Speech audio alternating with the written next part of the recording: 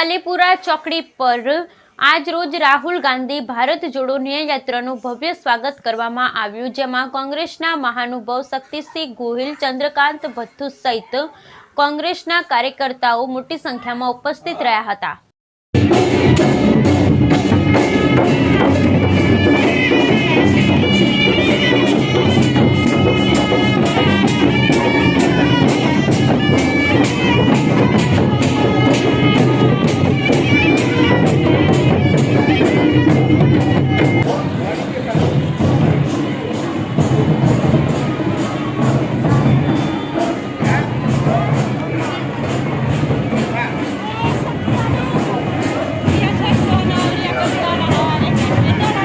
युवाओं ने न्याय મળે, देश में महिलाओं सुरक्षा મળે, લોકોની જનભાગીદારી વધીને દેશની પ્રગતિ થાય। કમનસીબે સત્તામાં બેઠેલા લોકો ખેડૂતોના અધિકારો પર તરફ પડે છે, આદિવાસી સમાજના અધિકારો પર તરફ પડે, જળ જંગલને જમીનને લૂંટાવીને પોતાના ફરજિયાત આપે છે। રાહુલજી આ દેશના લોકોની મૂળભૂત સમસ્યાઓ છે, એને ન્યાય મળે એના માટેની રાહુલજી ભારત જોડો ન્યાય યાત્રા છે। આ ગાંધી સરદારનું ગુજરાત છે, જ્યાં લોકોનું આજે ત્રીજે દિવસે રાહુલજીનું ભવ્ય જનસંબંધન જન આશીર્વાદ મળ્યા એ જ દેખાય છે કે આ દેશની ધરોહરમાં લોકોના મનમાં જે મૂલ્યો મળ્યા છે એ રાહુલજી વાત કરે છે, લોકો સાથે સીધો સંપર્ક થયેલો છે અને મને પૂર્ણ વિશ્વાસ છે રાહુલજી જે વાત કરી રહ્યા છે દેશ બચાવવા માટેની છે, દલથી ઉપર દેશની વાત કરી રહ્યા છે, આ દેશના સંવિધાન બચાવવાની વાત કરી છે, આ દેશમાં આદિવાસી સમાજના ન્યાયની વાત કરી રહ્યા છે અને એના માટે જ રાહુલજી લડત લડી રહ્યા છે।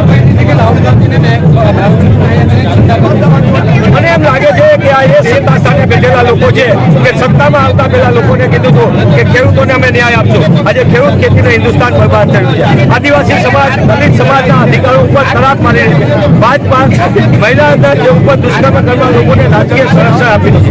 આ દુઃખની વાત છે કે સત્તા સ્થાને બેઠેલા લોકો સંવિધાનને સતત કિનારે કરીને સીમિત લોકો માટે કામ કરે, દેશના કુદરતી સંસાધનો લૂંટાવી રહ્યા છે। ત્યાં રાહુલજી જળ જંગલ જમીન લઈને દેશના સંસાધનો માટે લોકોને ન્યાય મળે, લોકોની ભાગીદારી વધે એના માટે વાત કરે। કમનસીબે સત્તા સ્થાને બેઠેલા લોકો જે લૂંટનો કારોબાર ચાલી રહ્યો છે એમની ઉપર જ્યારે રાહુલજી સીધો પ્રહાર કરે છે ત્યારે તેમને એમની ગભરાટને હળબળાટમાં ગમે તેવા નિવેદન કરે છે, પણ ભાજપાનો ચહેરો ખુલ્લો પડી ગયો છે। ઠેર ઠેર રાહુલજીને 600 કિલોમીટરની અંદર જનસંબંધન જન આશીર્વાદ મળ્યા છે અને હું આપના માધ્યમથી કહેવા માંગુ છું કે કેન્દ્રમાં બેઠેલી મોદી સરકાર જો એની હિંમત હોય તો ખુલ્લા મંચ ઉપર પત્રકારો સાથે વાત કરે, ખુલ્લા મંચ ઉપર દેશની જનતા સાથે વાત કરે, રેડિયો ઉપર મનની વાત બહુ કરી, લોકોના દિલની વાત એક વખત ભાજપ સરકાર કરે તો મને એમ લાગે કે આ દેશના લોકોને ન્યાય મળશે। મને એવું લાગે છે કે કોઈ નેતા જતો તમે બહુ સારી વાત કીધી, પણ કોંગ્રેસના હજારો કાર્યકર્તાઓ આજે પોતાની પૂરી તાકાત લઈને આ કોંગ્રેસના જે સિદ્ધાંતો છે પાયાના, આ દેશના સંવિધાન માટેના જે સિદ્ધાંતો એને કોંગ્રેસનો કાર્યક્રમ વળગીને આગળ વધ્યો છે। હજારો કાર્યકરની મહેનતથી ધારાસભ્યો દરેક જતા હશે, ભૂતકાળમાં પણ ગયા છે, પણ તમે જોતા હશો આજે બી કોંગ્રેસનો કાર્યક્રમ 30 વર્ષ સત્તા ન હોવા છતાં અડીખમ ને મક્કમતાથી કામ કરી આ માત્ર આદિવાસી સમાજની એટલા માટે કે આ દેશની અંદર સૌથી મૂળભૂત રીતે મૂળ નિવાસી લોકોને જે જળ જંગલને જમીન ઉપર કેન્દ્રની મોદી સરકાર લૂંટ ચલાવી રહી છે તેની સામે રાહુલજીએ મૂળભૂત રીતે કરી 600 કિલોમીટરની યાત્રામાં જોતા છો કે માત્ર આદિવાસી વિસ્તારમાંથી પસાર થાય છે ખરી, પણ તમે જોતા છો સમગ્ર ગુજરાતમાંથી લોકો કે જુદા જુદા જિલ્લામાંથી રાહુલજીના જ્યાં જ્યાં કાર્યક્રમ છે, પદયાત્રા છે, જ્યાં એમની યાત્રા છે ત્યાં લોકો જોડાઈ રહ્યા છે। કોર્નાપેટીમાં અનેક જિલ્લાઓમાંથી, સૌરાષ્ટ્રમાંથી હોય, કચ્છમાંથી હોય, મધ્ય ગુજરાતમાંથી હોય, ઉત્તર ગુજરાતમાંથી લોકો રાહુલજીને મળવા, રાહુલજીની વાત સાંભળવા માટે આવી રહ્યા છે। એ જ દેખાય છે કોંગ્રેસના કાર્યકર જે આ દેશના સિદ્ધાંતો છે એની સાથે મક્કમતાથી વિચારધારાની લડાઈ લડી રહ્યું છે અને એના કારણે ભાજપના પેટમાં તેલ વેરાઈ રહ્યું છે અને ભાજપ એટલે બોખરાટ ઉપર ગમે તેવા આક્ષેપ કરી રહ્યું છે, પણ રાહુલજી ક્યાંયથી ભરવાના નથી, રાહુલજી ક્યાંયથી હટવાના નથી। રાહુલજી આ દેશના મૂળભૂત લોકોના ન્યાયની અધિકારની લડત લડશે અને એમાં કોંગ્રેસ જન પૂરી તાકાતથી એમની સાથે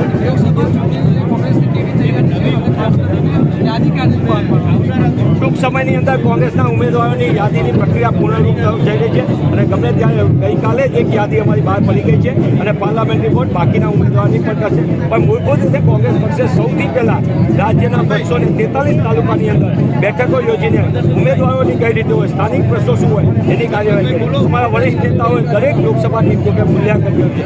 અમે 100 આગેવાનો આગળથી નવીનતમ પ્રયોગ કરવા ગુજરાત પ્રદેશ કોંગ્રેસ સમિતિના પ્રમુખ સન્માનીય શક્તિ શક્તિસિંહજી ગોહિલના નેતૃત્વમાં ટીમ કોંગ્રેસ આખી મૂળભૂત રીતે સમસ્યામાં લોકોને શું ન્યાય મળી છે?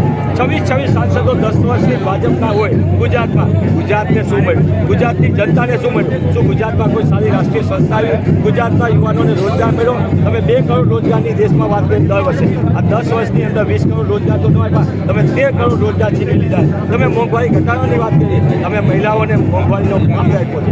તમે મહિલાને સુરક્ષાની વાત કરી, આજે શું છે? ખેડૂતોની આવક બમણી કરવાની કીધી, ખેડૂતની આવક અડધી થઈ ગઈ અને એમનો ખર્ચ બમણો થઈ ગયો. તમે વેપારીઓને કીધું, આજે ભાજપાની અણઘડ નીતિના કારણે 50% ઉદ્યોગ ધંધો ઠપ થઈ ગયા છે અને એનું પાપ કોઈ કર્યું તો ભાજપ સરકારે કર્યું.